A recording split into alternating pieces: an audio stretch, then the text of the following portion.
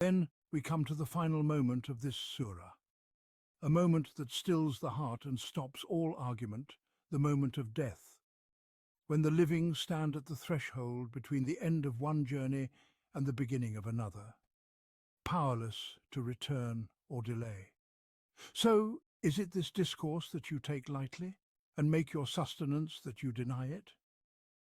In those moments when the soul reaches the throat and you stand helplessly looking on, we are nearer to it than you, but you do not see. So, if you're not bound for judgment, why do you not return the soul to the body, if you are truthful? Are you still in doubt about this truth, this message that speaks to you of resurrection? Do you still deny the Quran, mocking its descriptions of the hereafter, dismissing its teachings? Is your gain in life to simply reject and deny? Is that what you have stored up for the world to come? A miserable store indeed? And what will you do when the soul has reached the throat, when you stand at the crossroads of the unknown? The Quran paints this scene vividly, with strokes so swift and precise that the entire scene materializes before our very eyes. When the soul reaches the throat, and you are then looking on.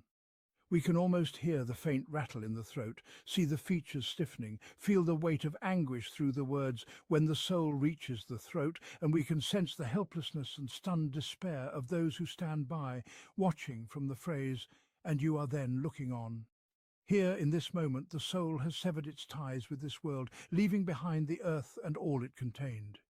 It gazes now upon an existence unfamiliar, a realm it cannot control, dependent only on what it has sent forth in deeds, whether good or ill.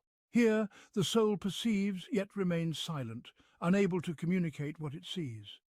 It has departed from those around it and the world it knew.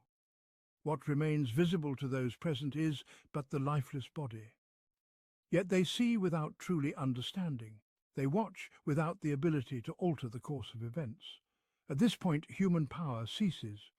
Human knowledge is rendered mute. Human efforts come to an end.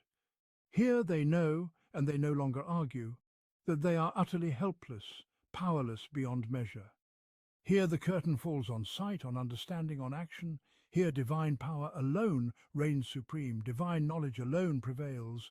All matters are now solely in the hands of God, without doubt, without question, without argument, without escape.